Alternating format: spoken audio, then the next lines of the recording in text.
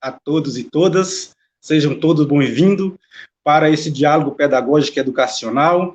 Eu sou o coordenador intermediário de apoio da UniEB, da Regional de Samambaia, e convido a professora Elizabeth Ferreira, coordenadora da Regional de Ensino de Samambaia, para fazer sua fala.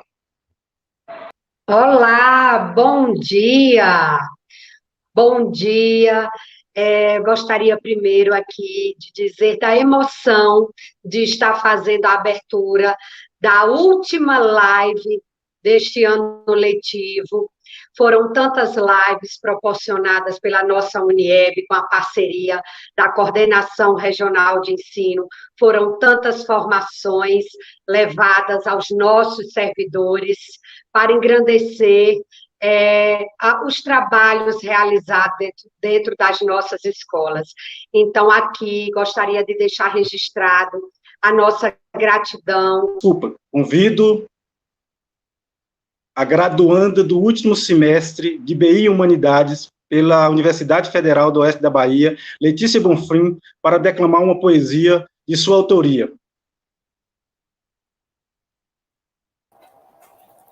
Bom dia a todos e todas. Eu vou declamar uma poesia de minha autoria, Corpo que Fala e que Sente.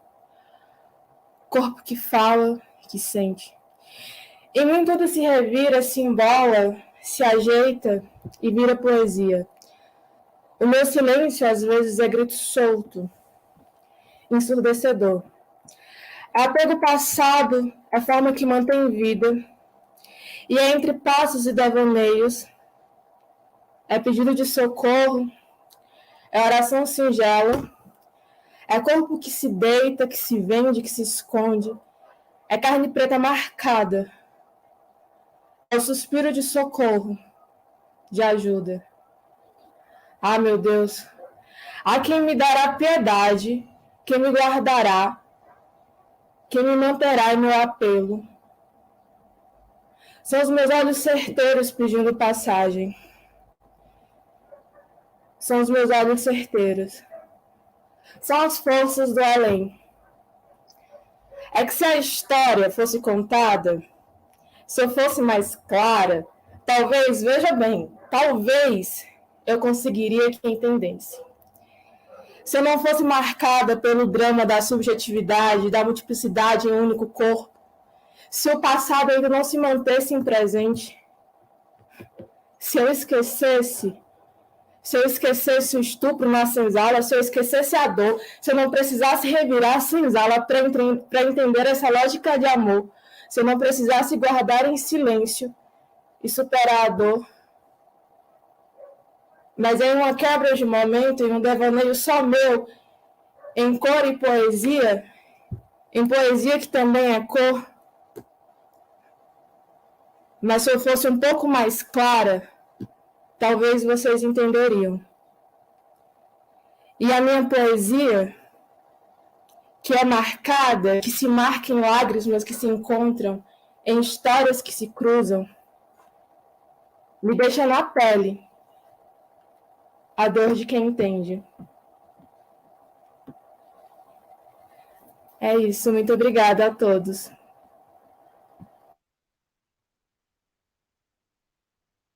Neste momento, apresento o doutorando em História pelo Programa de Pós-Graduação, História da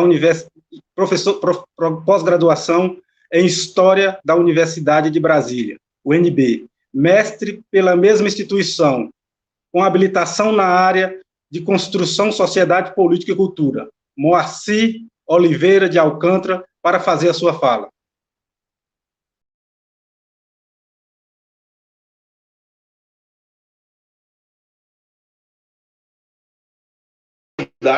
De vir aqui e conversar um pouco com os educadores e educadoras da Regional de Ensino de Samambaia sobre essa temática que é tão pertinente, né, e que pede urgência para ser debatida, que é essa do letramento racial crítico.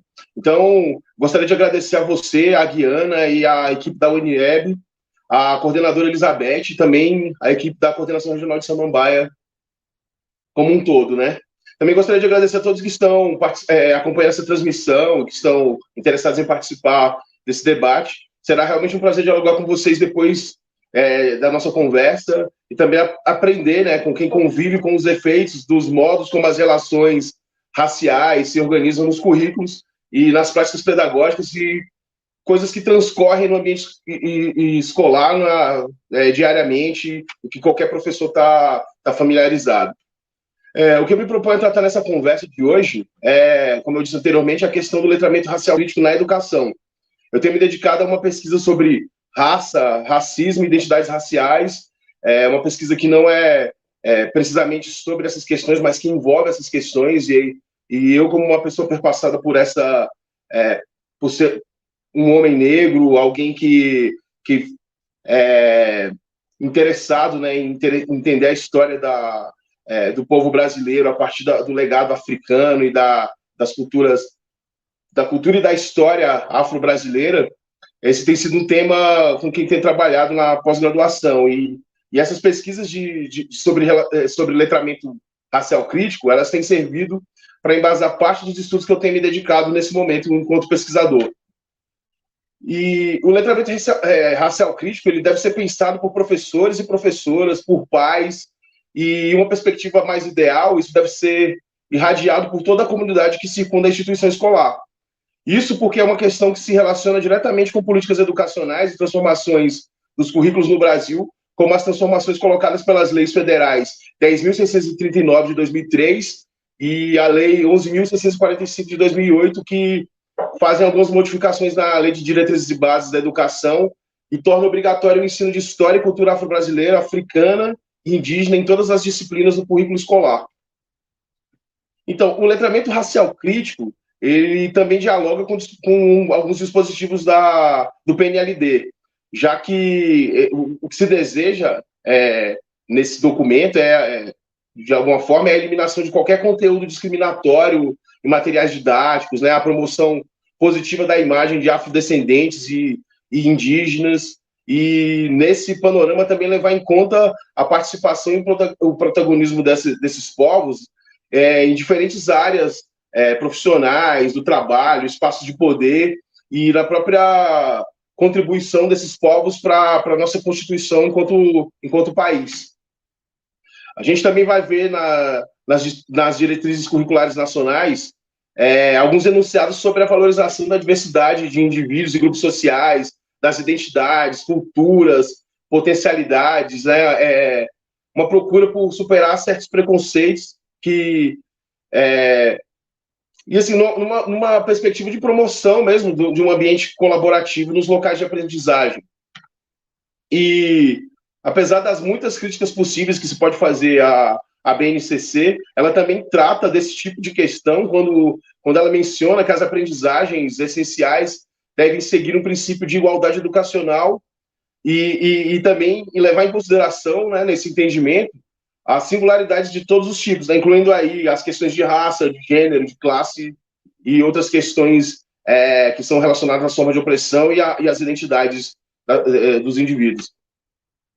E como a gente pode perceber, essas temáticas relacionadas às relações étnico-raciais e do letramento racial, elas estão previstas nesses dispositivos legais e perpassam, né,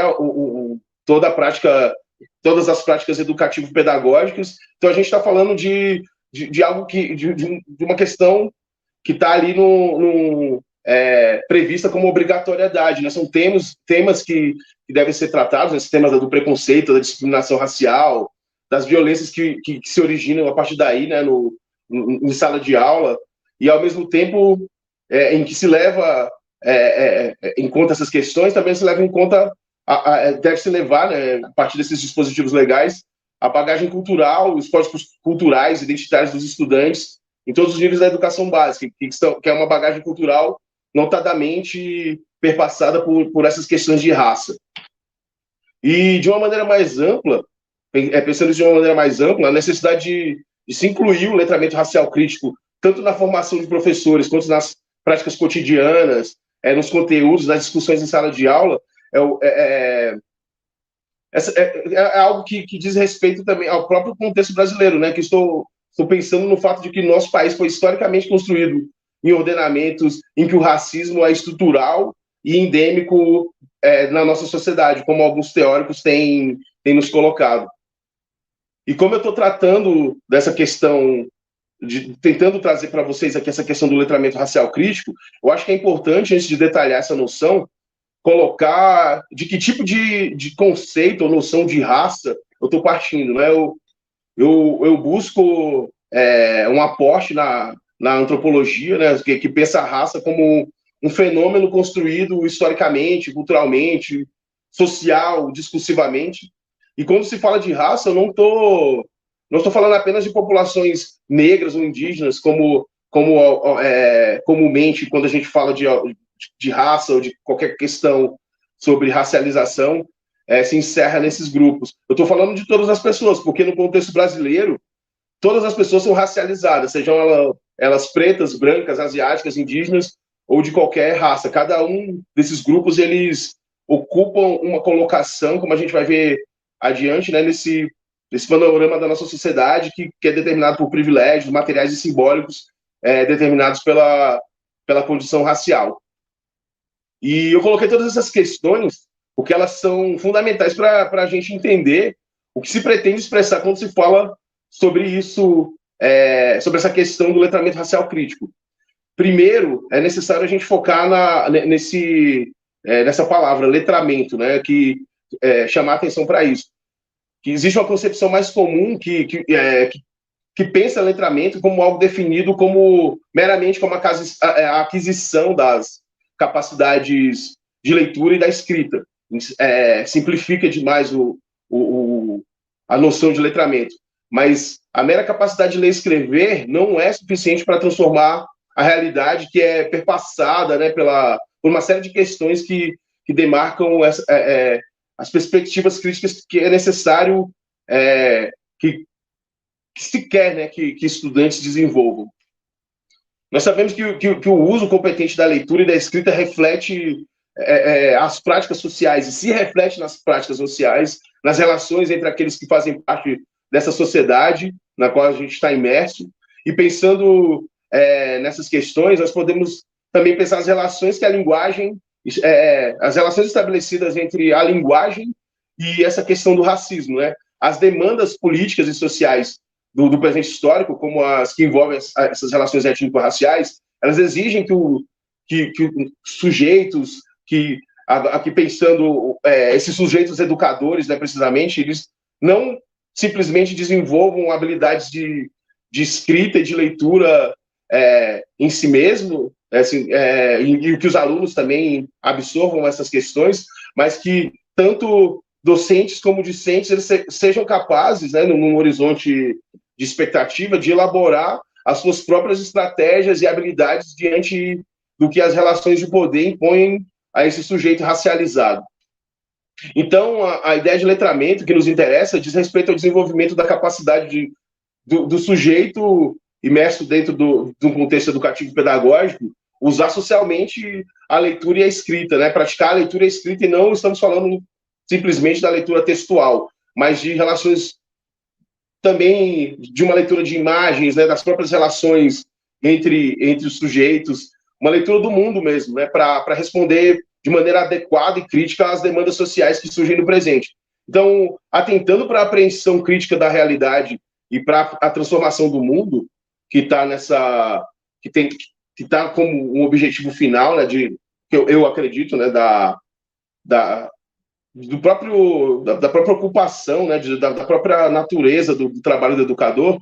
Então, a gente está falando desse letramento crítico, né, que é algo que pretende transformar aspectos, primeiramente, da realidade escolar, que a gente está falando aqui, e, consequentemente, transformar uma realidade social mais ampla, em que essas questões de raça e de racismo, elas apareçam sejam entendidas, né, como definidoras de lugares sociais, das oportunidades e do próprio reconhecimento de sujeitos não brancos, de sujeitos socialmente não percebidos como brancos, né, negros, indígenas e outros grupos subalternizados, né, nesse panorama da racialização, perceber esses sujeitos como pertencentes à categoria da humanidade, porque pode parecer uma fala um tanto carregada nas tintas, né, mas o que nos tem sido negado para povos não brancos é adentrar mesmo a categoria da humanidade.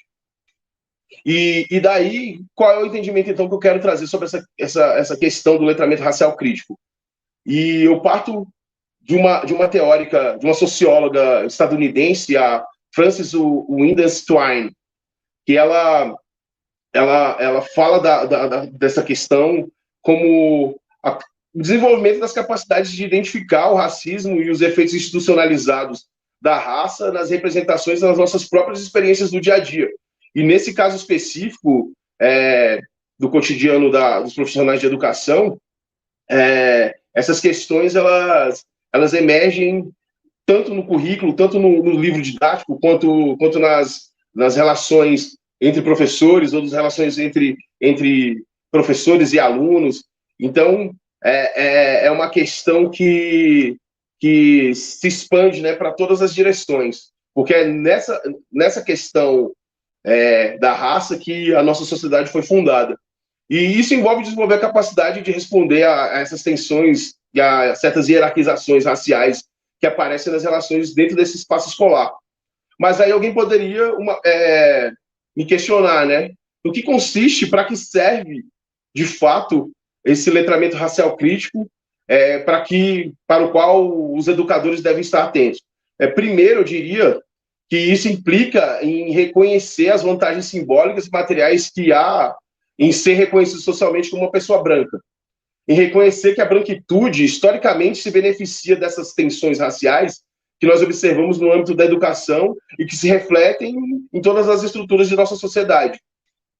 Isso também implica perceber o racismo como um problema do presente, não meramente uma herança histórica, né, ou algo encerrado no passado. Entender que os efeitos do colonialismo e da colonialidade, do escravismo, nunca acabaram e que a exclusão, a pobreza, o racismo são permanências e não somente um legado, né? Por que eu estou relacionando essa questão de classe com raça, né? Porque a raça informa a classe, como a gente vai ver mais adiante. É importante que educadores e educadoras também compreendam que as identidades raciais de pessoas brancas e não brancas, elas são aprendidas, elas não são inatas. Portanto, essas identidades elas podem ser desconstruídas e reelaboradas de maneira não hierarquizada, de maneira a pensar uma superação dessa hierarquização baseada na raça e de acesso e que determina o acesso a oportunidades, tanto no ambiente escolar quanto fora do ambiente escolar. E, nesse sentido, a aquisição de uma gramática de um vocabulário que permita a discussão sobre raça, né, sobre racismo, sobre antirracismo, sobre identidade racial, é necessária. É comum que a gente fale de racismo e isso cause, quando a gente fala de racismo, né, isso cause um certo estranhamento, inclusive entre pessoas que têm uma formação, né, entre educadores e educadoras, e isso é um efeito, né, eu compreendo que isso como um efeito de como a gente silencia, né, diante dessas, como nós nos silenciamos diante dessa questão, de como isso demonstra a fragilidade de muitos em lidar com algo que mexe diretamente com as estruturas racistas que estão presentes, né, a gente precisa admitir, no cotidiano da escola.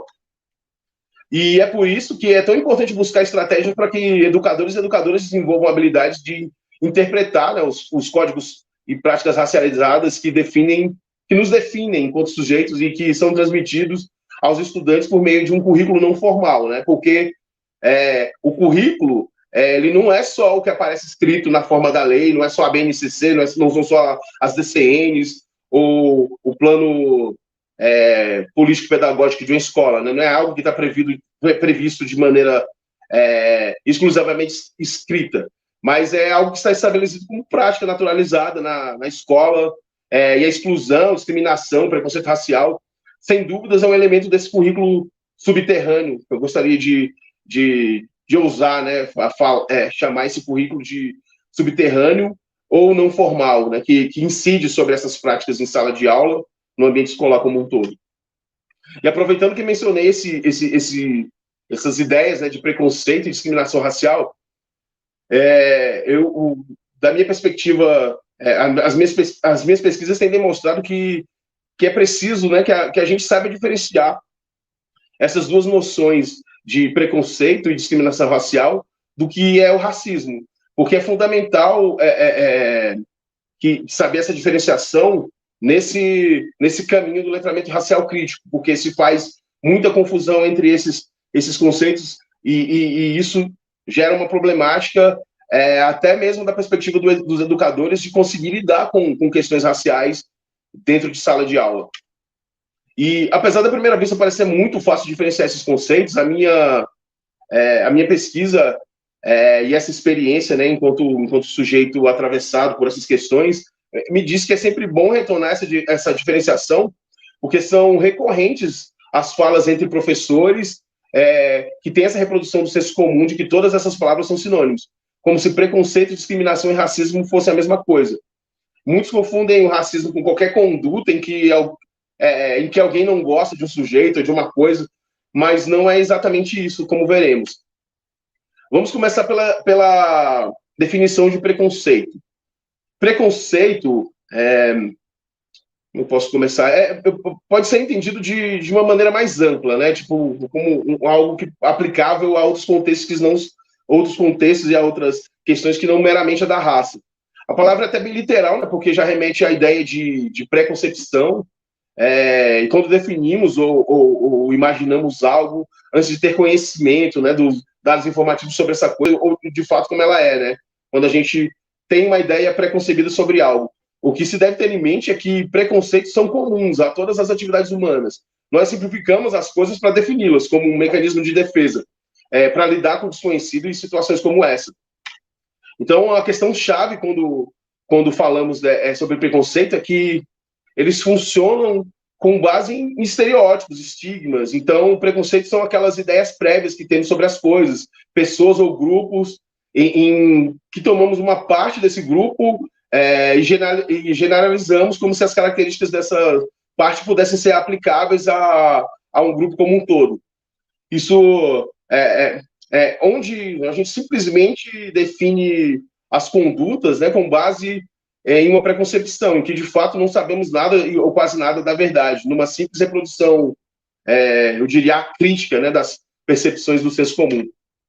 E trazendo isso para o campo da educação pública, como as instituições nas quais os educadores a que eu me dirijo atuam, o público dessas instituições é um tipo variado de estudante, né? E nossa sociedade é ainda muito desigual e intolerante, né? E não seria nenhum exagero, eu fico à vontade para dizer, afirmar que a grande maioria dos estudantes já foi alvo de preconceitos de algum tipo, porque preconceitos podem ter origens bastante diferentes. E destoar dos padrões, né, estar fora daquilo que se estipula como padrão de um grupo, coloca o sujeito como objeto desses preconceitos, seja de raça, de classe, de capacidade, ou de qualquer outra questão correlata. E aí vocês poderiam me questionar, se todos nós, independentemente de raça ou etnia, estamos sujeitos a sermos alvos de preconceitos, por que então falar de questões de raça? Se a gente tem se a gente admite que todo indivíduo pode sofrer preconceito, né? Por que falar de negros é tão importante? Por que falar de indígenas é tão importante?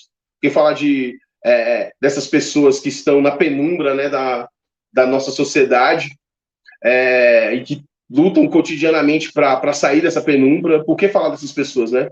É exatamente aí que entra a ideia de discriminação. Discriminação é diferente de preconceito, né? Essas ideias não se confundem.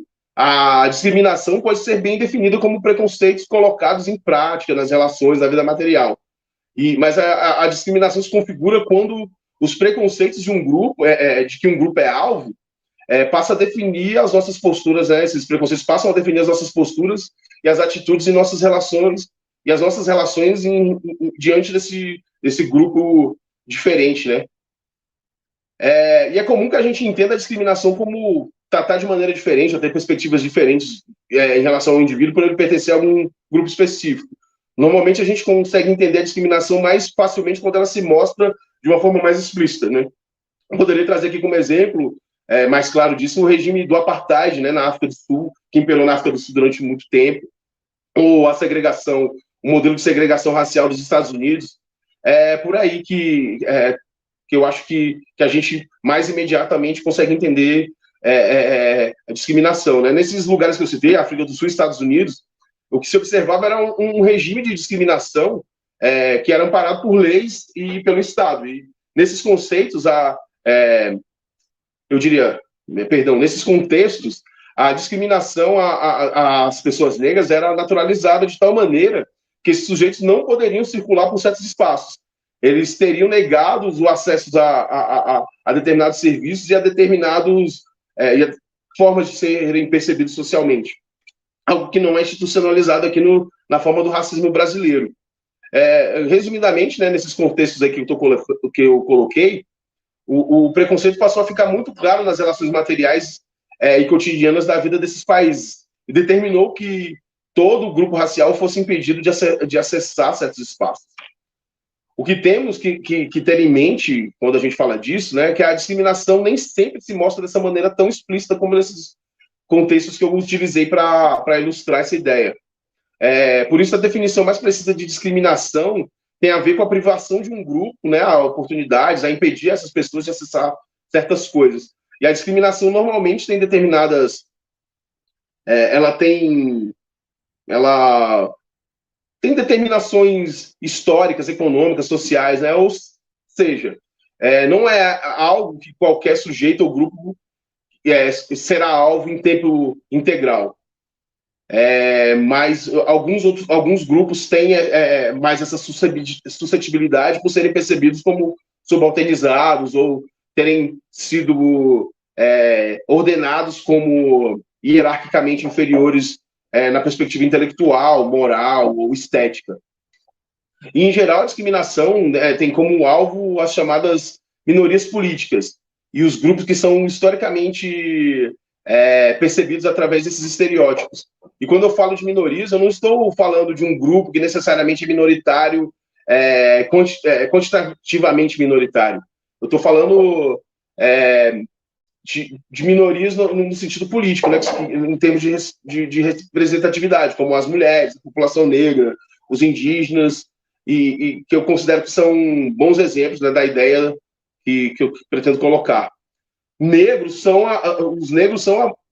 negros, né, somos a maioria da população do Brasil, as mulheres também. Mas quando o assunto é representação, a gente pode, se a gente olhar para o nosso parlamento, para as nossas representações hoje no governo, ou então pensarmos questões de concentração de renda, né, por exemplo, esses grupos que eu citei, eles podem ser chamados de minorias, porque são minorias em termos de acesso mesmo a determinadas questões políticas e econômicas. E é por isso que esses grupos são referidos dessa forma. Então, a discriminação ela acontece normalmente com esses grupos que têm alguma representação negativa mais arraigada socialmente. Então, isso se aplica a pessoas com deficiência, a LGBTs e a outros grupos que são vistos socialmente com essa carga forte de estereótipos. Mas onde entram os negros nessa história, né? Já que eu estou falando de várias formas de discriminação, de vários grupos que são alvos de discriminação, preciso falar da questão específica dos grupos racializados. Eu vou usar, a partir do meu lugar de fala, a questão da negritude mesmo, né? Da população negra. É possível falar de discriminação e falar de preconceito, mas a questão central que diz respeito à população negra é a questão do racismo. Não se encerra meramente em preconceito racial, nem em discriminação pura e simplesmente, né? Mas a gente está falando de uma outra noção, que é essa do racismo, né? E o ponto de partida para entender o que o racismo é, de fato, não se resume apenas, e que ele não se resume apenas a preconceito e discriminação, é entender o racismo como um sistema histórico que é, sim, fundamentado em preconceitos e discriminações, mas que alimenta relações que se reproduzem desde o colonialismo e persiste até o presente. E a gente pode vivenciar isso, né, termos exemplos, termos experiências como educadores dentro de sala de aula ou das nossas relações sociais em outros contextos. E o racismo é esse sistema que determina que a discriminação e o preconceito dirigidos à população negra e a pessoas negras apareçam nas bases do que sustenta a nossa sociedade. É isso que faz com que a discriminação, na maioria das vezes, pareça inexistente e determina que pessoas vistas ou percebidas como brancas tenham determinados privilégios e a população negra tem oportunidades simbólicas e materiais negadas ou diminuídas ou arrefecidas nesse panorama. E é como se nessas relações operasse um tipo de inconsciente coletivo, uma lógica discriminatória que para nós, né, no decorrer do cotidiano, se torna invisível. Isso passa a ser algo que a gente naturaliza em nossas vidas, todos os dias, em todas as nossas relações, e o racismo começa a parecer algo aceitável, palatável ou natural. E todas essas questões que eu estou colocando, elas estou fazendo questão de frisá-las porque elas são essenciais para a gente pensar um processo de letramento racial crítico em educadores que sejam capazes de transmitir esse letramento para os seus educandos, né? Então é preciso destacar com todas as letras, e é isso que é importante aqui, né, que o racismo não se dá exclusivamente nas relações interpessoais, né, quando, por exemplo, alguém fala do cabelo, da cor, da pele, ou compara pessoas negras a algum animal, né? O racismo não é só isso, né? É uma manifestação, ele pode também ser pensado como uma manifestação interpessoal, mas é uma relação muito mais abrangente. O racismo de um indivíduo para indivíduo não é a única forma que o racismo opera, né, que ele encontra para operar. O racismo, visto de maneira estrutural, ele engloba todas as relações, todos os processos que tornam indivíduos negros ou indígenas invisíveis socialmente e que determina a dificuldade de acesso, como eu falei, né, às condições materiais e simbólicas a esses grupos.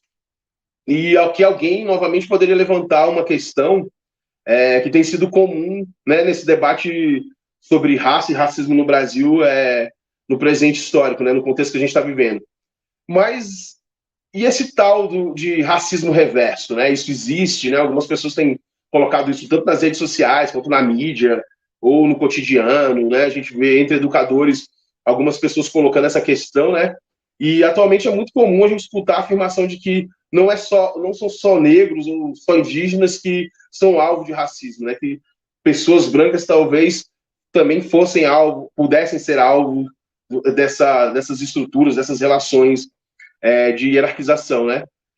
Eu diria que numa primeira análise, não se assustem, essa afirmação ela pode estar correta num determinado sentido, mas não todo. Nós não somos só nós negros que sofremos racismo mesmo. Primeiramente porque o racismo se adequa a cada lugar, a cada época e a cada cultura em que ele é reformulado enquanto sistema, né? Os judeus sofreram racismo na Alemanha nazista, os ciganos sofrem racismo, os árabes na Europa. Então, isso não é exclusividade só de indígenas e de negros. Outros grupos também de tez mais clara podem sofrer. Mas como a gente verá adiante, o racismo antinegro tem uma outra configuração e tem outras implicações, né? Não estou diminuindo ou pensando essas outras formas de racismo dirigidas a outros grupos como menores, mas eu só estou querendo me concentrar na forma como o racismo antinegro, né, fundado no escravismo, né, ele se configura de uma outra forma.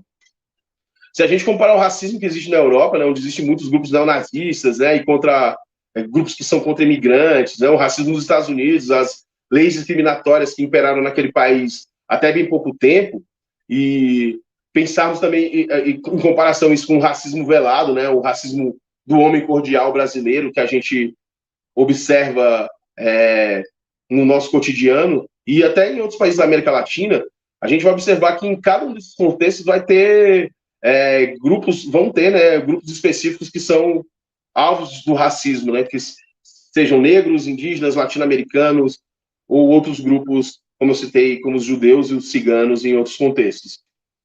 Mas quando a gente fala da formação do Brasil, né, da história do Brasil como país, a gente vai perceber que quem sofre racismo são os negros e os indígenas. A gente está falando do nosso contexto, estou colocando questões referentes às particularidades do racismo brasileiro. Isso é uma consequência de uma construção, né, o racismo brasileiro é consequência de uma construção discursiva histórica, né, uma construção também nas relações, né, que é fundamentada na ideia de que as culturas europeias e as pessoas brancas são superiores às demais culturas. E os grupos...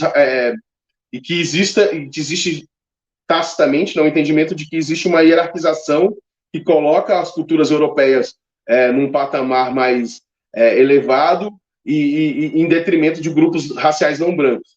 E uma ideia de superioridade que perpassa todas as dimensões das relações sociais, estabelece a supremacia intelectual, moral e estética, né, do branco, é que também um dos pilares de sustentação do racismo, e essas questões, né, elas atravessam diretamente coisas que a gente vê no cotidiano escolar, também na formação de professores, também nos currículos, também no livro didático, né, como a gente às vezes se depara com determinadas representações do negro e de indígenas que são problemáticas e que alguns pesquisadores se ocupam, né, de desconstruí-las. Essa questão, né, do racismo, então, não é só interrelacional, de um indivíduo para o outro, ou no campo das ofensas interpessoais, né, mas isso funda o nosso país enquanto nação, né, é a fundamentação político-filosófica que nos trouxe até aqui e nos fez uma nação muito desigual. Mas aí alguém também poderia colocar, né, tipo, mais uma pessoa branca também pode sofrer racismo, né, tipo, como eu falei, né, e diante disso eu argumentaria, né, uma pessoa pode ser alvo de preconceitos, não há dúvidas quanto a isso. No entanto, o racismo compreendido nessa perspectiva estrutural não é algo que vá se aplicar ou se estabelecer às vivências de pessoas brancas. E eu estou frisando essas questões porque elas são pertinentes, mais uma vez, são pertinentes ao labor dos professores, né, de educadores em geral, né, e a afirmação de que pessoas brancas podem ser alvo de racismo, a gente teria que fazer, essa afirmação é problemática, né, porque para ela ser verdade, a gente teria que refazer, né, a história com uma inversão de todas as relações sociais que nos trouxeram até aqui. Ou seja, o racismo reverso só seria possível se por um período de 300 anos, né, que foi mais ou menos o tempo que durou a escravidão negra, as pessoas brancas fossem vistas como intelectual, moral e esteticamente inferiores aos outros grupos raciais. Esses estigmas de criminalidade, né, que a gente vê comumente aplicados a grupos não brancos, né, a ideia de que temos menor envergadura intelectual, né, a preguiça que nos é atribuída, por exemplo, né, todas essas percepções, elas podem aparecer de uma maneira mais explícita no nosso cotidiano, enquanto educadores, mas elas estão sempre de maneira subjacente, tácita nas nossas relações sociais como um todo. E a gente precisaria ver uma maioria de pessoas negras, né, em posições de poder, precisaríamos olhar para o nosso parlamento e ver uma maioria negra e indígena, né? Termos tido 37 presidentes negros ou indígenas, ou temos como 25% da população mais rica do país pessoas negras ou indígenas, por exemplo, para que a gente pudesse dizer, né, que existe racismo reverso. Então, para falar de racismo, a gente precisa entender que estamos falando de todo um sistema que coloca grupos não brancos em posições sociais hierarquicamente inferiores, né? Um sistema em que as populações não brancas, apesar de quantitativamente majoritárias, são subrepresentadas. Elas não aparecem em lugares de poder, elas têm acesso negado a certas condições materiais e simbólicas que são necessárias ao desenvolvimento e ao próprio reconhecimento desses grupos como integrantes dessa categoria que a gente denomina humanidade. Mas aqui, né, nessa experiência, em nossas experiências enquanto profissionais de educação, a gente pode estar acostumado a ver aqueles relatos tipos mais do tipo, né, mas eu tive um aluno branco que sofria bullying, né, e era discriminado por outros alunos. Sim, ninguém pode negar que essa é uma questão muito pertinente no cotidiano de qualquer profissional de educação, né, no cotidiano de qualquer escola, ou de qualquer pessoa que atue numa instituição pública ou privada de ensino. Todos nós poderíamos citar casos de alunos que, mesmo não sendo negros ou indígenas, já foram alvo de chacotas, né, de que receberam apelidos ou foram isolados pelos colegas. né? Mas a questão importante que não podemos perder de vista nesse caso é que um estudante branco muito dificilmente seria preterido ou discriminado por ter a pele branca. Para mim, né, particularmente, é inimaginável pensar, né, que um professor, uma professora se dirija a esse aluno e faça uma pergunta como você gosta de ser chamado? Você gosta de ser chamado de branco, de branquinho, de caucasiano, né? Tipo, são perguntas que são normalmente dirigidas a pessoas negras, né? Como elas gostam de ser chamadas, né? É que eu não sei como falar da cor de pessoas como você, né? Alguém poderia dizer também, né? Tipo, um estudante branco não é interpelado por questões como essa. Um estudante branco ele pode abrir um livro de história, de sociologia, de biologia ou de filosofia e ver pessoas com fenótipos como os dele.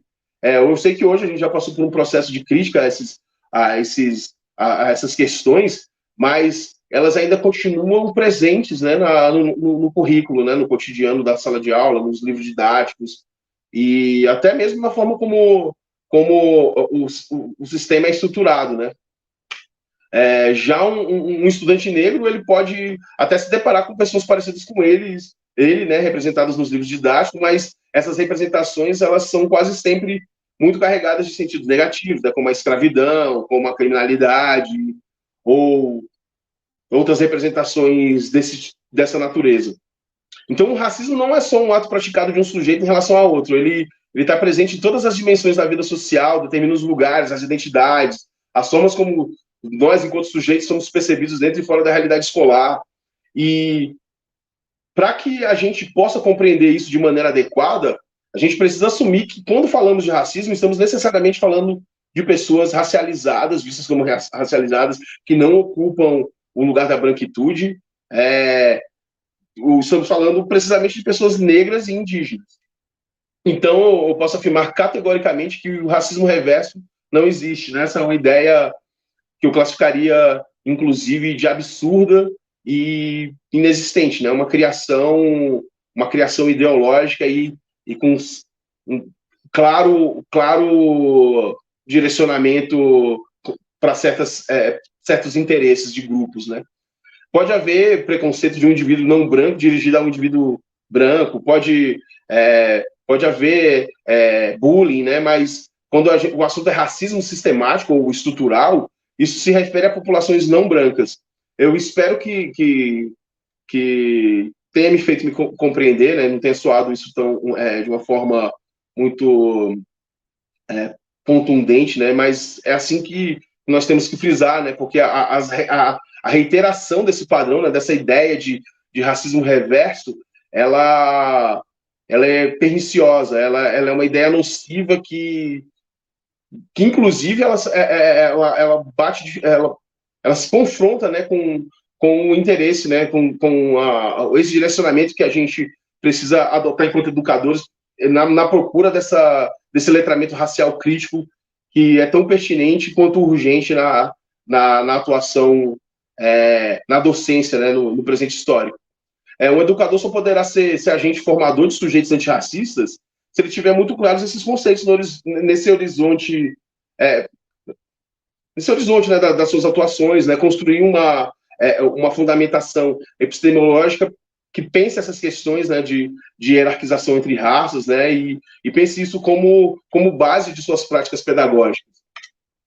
E no contexto de sala de aula, aquele que se dedica a passar por esse processo de procura, por compreender as formas pelas quais a condição racial determina as identidades de professores, de professoras, de alunos, de outros profissionais de educação, né, que ele compreende as implicações de ocupar esse lugar de privilégios materiais e simbólicos chamado branquitude, é que a gente tem esse salto entre a branquitude acrítica e a branquitude crítica, né, como diz tem um teórico chamado Lourenço Cardoso, né, que ele fala sobre essa questão, né, esse salto. E eu percebo que esse salto ele se dá a partir do momento em que se procura esse letramento racial crítico. Entender essas questões, né, se munir de um léxico, de um vocabulário que permita discutir questões raciais, né, não passar por esse processo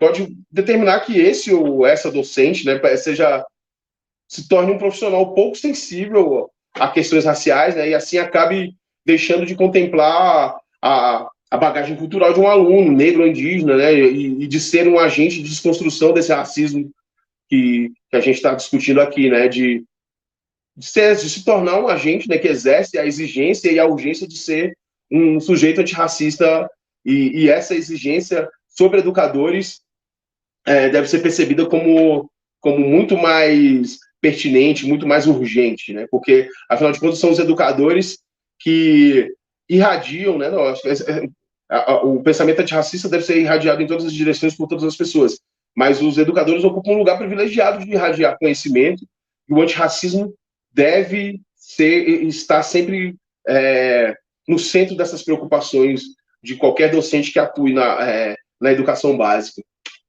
E um educador que passa pelo letramento racial crítico, ele subverte essa lógica de dominação racial e assume posturas inclusivas, né, dentro de sala de aula, quando é confrontado com as religiões de matriz africana, né, ou quando o aluno traz para a sala de aula os códigos do hip hop ou do funk, por exemplo, né, que são manifestações culturais da população negra, e essas questões elas perpassam a realidade escolar, e elas têm que ser levadas em conta, né, porque essas são vivências de muitos dos alunos racializados e não racializados que estão imersos dentro da escola pública.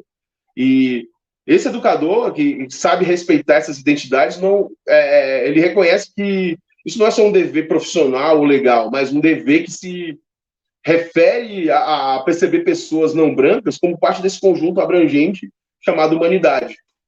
E educadores, né, que tenham adquirido a sensibilidade de identificar a gravidade das manifestações do racismo em sala de aula, poderá problematizar o racismo recreativo, por exemplo, né, que é quando um aluno se diverte fazendo chacota da cor da pele, ou de um turbante, ou de um cabelo afro, né, e poderá também problematizar, né, o racismo, e não confundir o racismo, né, problematizar essa questão, não confundir o racismo com bullying, com um mero bullying, né, poderá sublinhar o valor da história e das culturas africanas, afro-brasileiras e indígenas na Constituição do nosso país.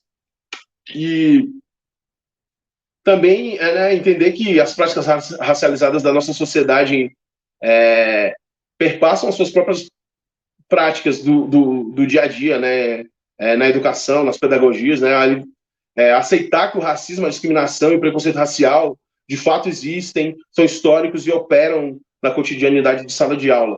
Esse profissional de educação terá a sensibilidade de identificar que isso não é o que muitos têm chamado muitas pessoas têm se referido como vitimismo, né, mas é algo que parte de uma luta legítima, né, de povos que foram subalternizados, como nós, afrodescendentes e os indígenas, e entender também que essa é uma questão para todos os dias, e não para ser encerrada em algo efêmero como... claro que é importante, né, o Dia da Consciência Negra, mas muitas vezes o que se nota nas instituições públicas de ensino e privadas também é que essa discussão fica encerrada ao dia 20 de novembro, quando o racismo ele opera, ele faz vítimas, produz doenças psíquicas nas pessoas racializadas todos os dias. Ele não só atua no dia 20 de novembro. Então, a memória dos ancestrais africanos, as memórias culturais do povo preto no Brasil, tudo isso são questões, né, tipo questões da violência advinda do racismo. Essas questões elas devem ser tratadas cotidianamente, né, como a legislação prevê, em todas as disciplinas, não somente encerradas numa efemeridade e tratar aquilo como uma questão folclórica, né, porque acaba que essa abordagem ela esvazia a discussão de raça, né, ela transforma a discussão de raça em algo que, na perspectiva do estudante, não parece algo importante de ser pensado, né? E aí esse estudante ele vai reproduzir racismo, ele vai desenvolver um auto-ódio por ser uma pessoa racializada, e outros exemplos que a gente poderia se aprofundar, mas a gente já está se avançando no tempo, eu vou tentar encerrar minha fala em breve. E como eu disse, né, o racismo, se ele opera todos os dias e acontece todos os dias, ele precisa ser, né, combatido diariamente, não só no Dia da Consciência Negra. Bem, como eu falei, né, eu já me encaminho para o final da minha fala, mas eu antes gostaria de deixar algumas indicações de leitura, né, para quem desejar se aprofundar mais na questão do letramento racial crítico.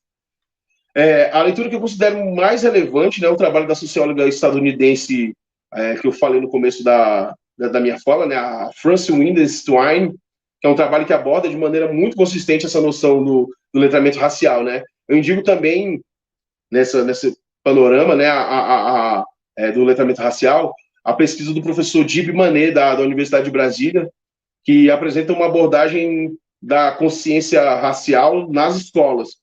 Eu vou depois tentar disponibilizar para vocês os links desses trabalhos de alguma forma. E também outras leituras que eu considero importantes, né, são importantes, estão no trabalho da Lia Weiner-Schuckmann, né, que é uma pesquisadora que trata das identidades raciais brancas no campo da psicologia, e ela traz algumas questões sobre letramento racial crítico. E, por último, nessas 3 obras que já são mais conhecidas do grande público, né? Esse Racismo Estrutural, do Silvio Almeida, que trata, né, do racismo como uma relação histórica mesmo, né? Não só da perspectiva interpessoal, mas das relações e definidor mesmo dos lugares sociais de pessoas negras, né? Como um legado da escravidão. Esse livro também da Grada Quilomba, o Memórias da Plantação, e também tem algumas considerações sobre branquitude, a partir da perspectiva de mulheres negras, né, da experiência de uma mulher negra, né, que é a autora desse livro, a Grada.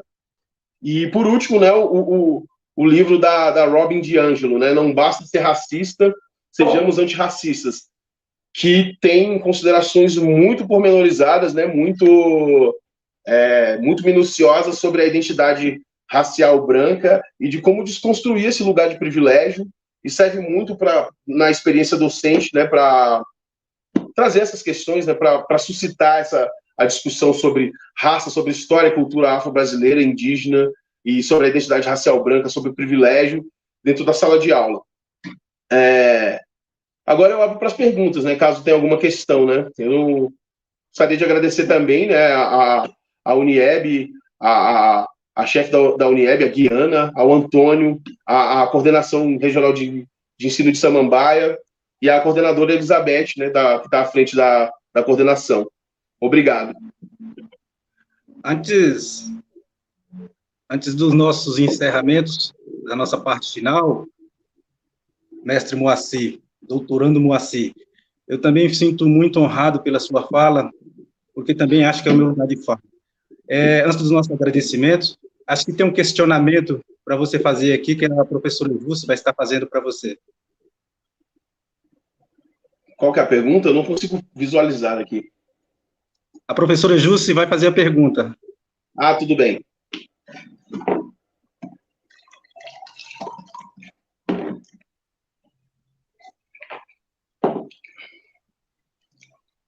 Antes da professora Jussi fazer essa pergunta, também quero agradecer a graduando Maria Letícia Bonfim pela reflexão que me fez levar, e acho que todos que estavam aqui presentes, pela excelente poesia que foi recitada.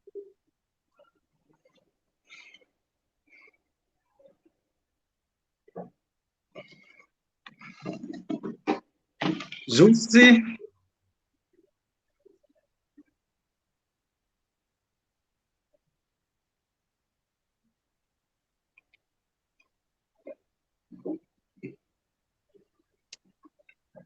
O questionamento, Jussi, que você poderia fazer agora no final. Ok. Antes, Moacir, a gente teve, assim, alguns comentários elogiosos da sua fala, tá? Que eu gostaria de reiterar. Temos aqui a nossa irmãzinha, professora, deixa eu ver aqui o nomezinho dela. A Ethel, falando Moacir, obrigada. fala muito pertinente, necessária e atual. Parabéns, Moacir, nosso irmão Davis, da Cressan, muito esclarecedor. Bom dia, obrigada pela fala, o professor Vitor Soares, a Juliana Lucena, ótimas reflexões sobre a temática, parabéns, excelente fala. E aí, o Moacir, eu gostaria assim, de um esclarecimento, que eu também sou professora, né? E vai ser breve, nós estamos já com o nosso horário realmente exíguo, mas eu sou professora, já estive em sala de aula, e assim, estou muito impactada com a sua fala, muitas questões assim, interessantíssimas que a gente não observa, realmente, como que a gente reproduz esse comportamento negativo, estrutural, de racismo, e algo assim que eu achei muito interessante é você colocar esse processo de inclusão da humanidade dessas pessoas que são minorias, que são humanos também, né? E eu queria te perguntar uma coisa, quando eu estava em sala de aula, eu não tinha assim, muito essa percepção do racismo, por exemplo, no currículo, no livro didático. O que você pode trazer para a gente assim, de exemplo, né, para que a gente possa ter ampliado ainda mais ainda essa percepção de reprodução de comportamentos não bons, digamos assim, não convenientes? É isso aí, meu amigo, para encerrar aqui. Já posso responder? Pode responder. Sim, ó, eu vou lembrar de... Aqui, ó, eu vou começar com um exemplo de quando eu era um aluno nos anos 80. E depois vou trazer para uma questão de agora, né, mais pertinente para a nossa experiência, para nossa... o presente mesmo, né, para as nossas questões aqui. Mas eu preciso recuperar essa imagem, porque aquilo ficou na minha mente desde quando eu era uma criança, né, enquanto aluno. Eu lembro que tinha uma cartilha, eu acho que era um livro didático, que tinha no final de uma história de uma cozinheira chamada Zazá. E alguns exemplares vinham com uma cozinheira representada como uma mulher preta, em outros como uma mulher branca. E eu lembro que na sala de aula, os alunos brigavam, quando a gente ia trabalhar com esse livro, brigavam para pegar os livros que tinham a Zazá branca, não queriam a Zazá negra, porque ela era feia. Então, assim, eu estou recuperando essa imagem primeiro para justificar por que essas questões me são muito caras, né, me são muito valiosas, né, pensar essas questões, também por essa experiência, por ser uma pessoa preta. Mas hoje você pode pegar uma imagem problemática da representação indígena, né? Você tem alguns livros didáticos, né, que mostram a conquista dos povos dos espanhóis, né, na América, e você sempre vê os negros, os indígenas representados como subalternos, como pessoas que não resistiam, como submissos, né? Ou você tem sempre uma representação de figuras negras problemáticas, né? Como imagens da escravidão que trazem pessoas negras em situação de suplício, em troncos, né? Em imagens da violência que era infligida aos corpos negros no período da escravidão. E talvez seja importante trazer essas imagens, mas o livro didático também deve trazer imagens positivas, né? Porque essa perspectiva de perceber pessoas negras como descendentes de escravos, né? Não somos descendentes de escravos, né? Somos descendentes de pessoas que foram escravizadas, tiradas de suas terras, tiradas de sua cultura e trazidas para um contexto de alimentar as engrenagens desse sistema que a gente está imerso hoje, que é o capitalismo. Então, os povos negros e os povos indígenas têm histórias positivas, têm suas mitologias, têm suas culturas, têm seus feitos na economia, nas ciências, e isso aparece muito pouco no livro didático. E essas representações, elas são problemáticas porque elas criam sentidos, né, na recepção dos alunos de que pertencer à categoria negra ou pertencer à categoria indígena é um aquém, né? Não é vantajoso. Então, assim, essas imagens elas devem ser problematizadas, né? Tipo, essas imagens de negros em suplício, exclusivamente, né, em suplício, ou relacionadas à criminalidade, ou a mulher negra sensualizada, né? Que tem alguns livros didáticos que trazem essas imagens, né? Então, eu penso que no caso específico do livro didático, problematizar essas imagens, né, e produzir imagens positivas de pessoas negras é importante. E essas imagens negativas, ou estereotipadas, ou estigmatizadas do negro, são efeitos do racismo estrutural, né, que acaba permeando o currículo, mesmo que o autor de um livro ele não tenha intencionalmente a vontade, né, de reproduzir uma imagem racista, todo esse imaginário ele perpassa as práticas. Então, ali, as imagens que são acessíveis para eles, para esse autor de livro ou para o docente, são imagens que são carregadas de racismo. Então, assim, se essas imagens surgem na sala de aula, no contexto de um livro didático, elas devem ser problematizadas. E, na contrapartida, trabalhar imagens positivas da negritude e da identidade negra. Ok, Moacir, muito obrigada. Aí tem mais uma perguntinha aqui. O professor Vitor Soares, ele está perguntando aqui, como poderíamos trabalhar o currículo numa perspectiva pós-crítica? Então, eu coloquei isso de alguma forma na minha fala, mas eu acho que é isso mesmo, tentando incluir no nosso cotidiano de sala de aula, né, no cotidiano dos educadores em sala de aula, essas questões que elas não aparecem muito claras, né? A gente tem essas leis que modificam a LDB e que tratam de colocar a obrigatoriedade do ensino de história e cultura afro-brasileira e indígena em todas as disciplinas, mas a gente percebe que na prática essas questões elas ficam em segundo plano. Então aí a gente precisa da agência dos docentes mesmo, né? A gente precisa da iniciativa do professor para irradiar esses conhecimentos, né? Porque embora eles estejam previstos em lei, e também a agência do educador ela é preponderante em trabalhar o currículo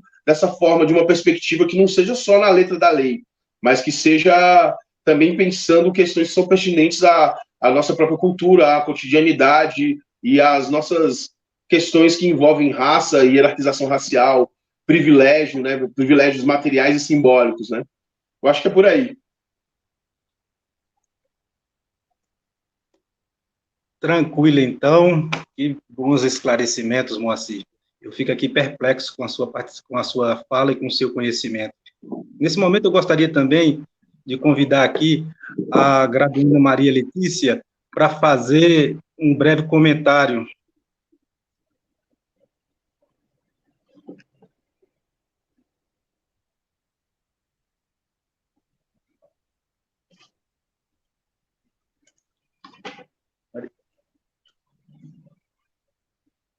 Esperando Maria Letícia.